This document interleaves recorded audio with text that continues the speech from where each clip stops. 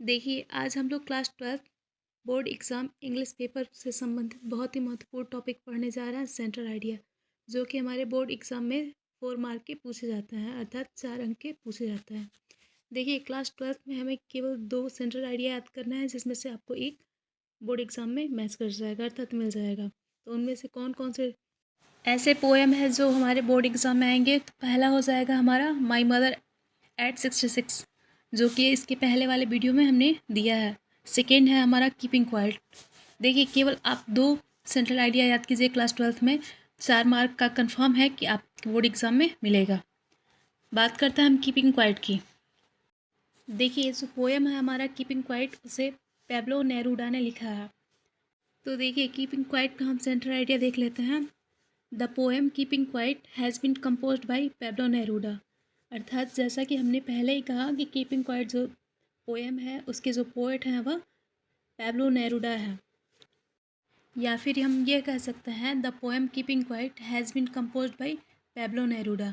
अर्थात जो poem Keeping quite है उसे पैब्लो नेरूडा ने लिखा है। The poet ask all the human beings. कवि सभी व्यक्तियों से पूछते हैं, stop all our worldly activity for a while and spend our few moment in quite introspection.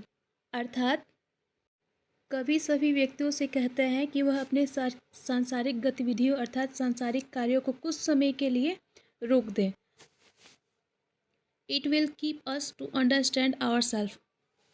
यह जो शांति होगा या फिर कह सकते हैं यह जो चुप्पी होगा या फिर आपका यह मौन रहना जो होगा, वह आपको खुद समझाएगा। कहने का तात्पर्य यह है कि यदि आप शांत रहते हैं, चुप रहते हैं या मौन रहते हैं, तो आप क्या कर रहे हैं, कौन सी एक्टिविटी कर रहे हैं, कौन सी क्रिया कर रहे हैं, उस पर आप चिंतन करेंगे, जिससे आपको समझ में आएगा कि आप सही कर रहे हैं या गलत। We are in trouble. हम परेशानी में आते हैं या कठिनाई में होते हैं। बिकॉज क्योंकि we always remain in hurry and haste. क्योंकि हम किसी भी कार्य को करने के लिए बहुत ही जल्दबाजी करते हैं। Let us withdrawal our self from all undesirable action.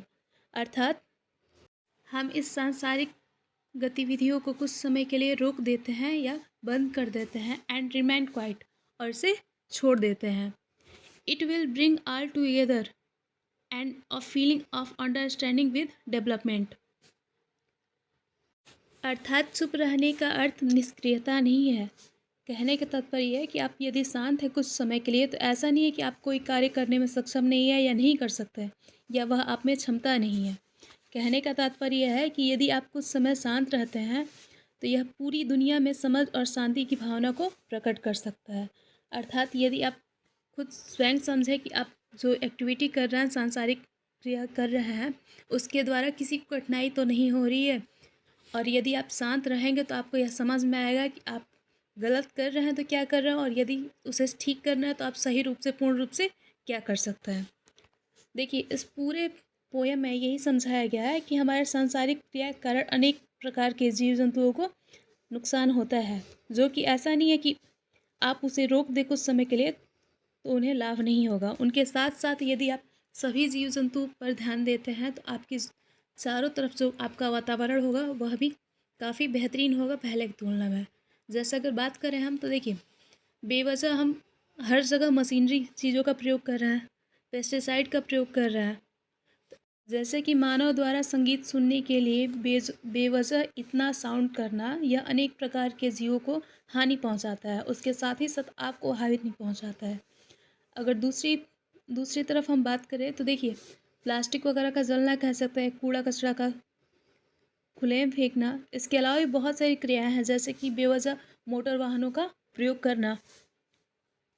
तो देखिए, जो पोएम है कीपिंग क्वाइट, उसमें कवि के कहने का तात्पर्य ही यही है कि हम कुछ समय शांत रहें, हम कौन सी एक्टिविटी कर रहे हैं, कौन सी सांसारिक एक्टिविटी कर रहे हैं जिसके कारण अन्य जीव जंतु प्रभावित हो रहे हैं, इससे उन्हें भी नुकसान ना हो और आपको भी नुकसान ना हो। आप शांत रहकर अपने बारे में सोचेंगे कि आपने कौन कौन सी क्रिया की है, उस आधार पर आपको समझ में आएगा कि आपने गलती क्या किया है और उसे कैसे सुधारें। देखिए, जैसा कि पहले ही हमने कहा था कि क्लास 12th के लिए 2 आपको सेंट्रल आइडिया याद करना है, जो कि 4 मार्क के आएंगे, जिसमें से पहला हमने माई मदर एट 66 के बारे में कहा था और दूसरा हमारा कीपिंग क्वाइट। अर्थात केवल आपको क्लास 12th में 2 सेंट्रल आइडिया याद कीजिए, जिसमें से आपके बोर्ड एग्ज़ाम में 1 क्वेश्चन आपको मिल जाएगा। देखिए, ऐसा नहीं है कि यह जो सेंट्रल आइडिया है वह केवल 2025 के लिए है। जब तक आपकी बुक का सिलेबस चेंज नहीं होता है, तब तक आप केवल 2 ही सेंट्रल आइडिया याद करना है, जिसमें से कन्फर्म है कि हर वर्ष 2025 नहीं, 26, 27, 28 जब तक आपका बुक चेंज नहीं होता है या ये सारे पोएम चेंज नहीं होते हैं, तब तक आपका यह सेंट्रल आइडिया आपके बोर्ड एग्ज़ाम में पूछा जाएगा। हम उम्मीद करते हैं कि आपको यह वीडियो अच्छा लगा हो।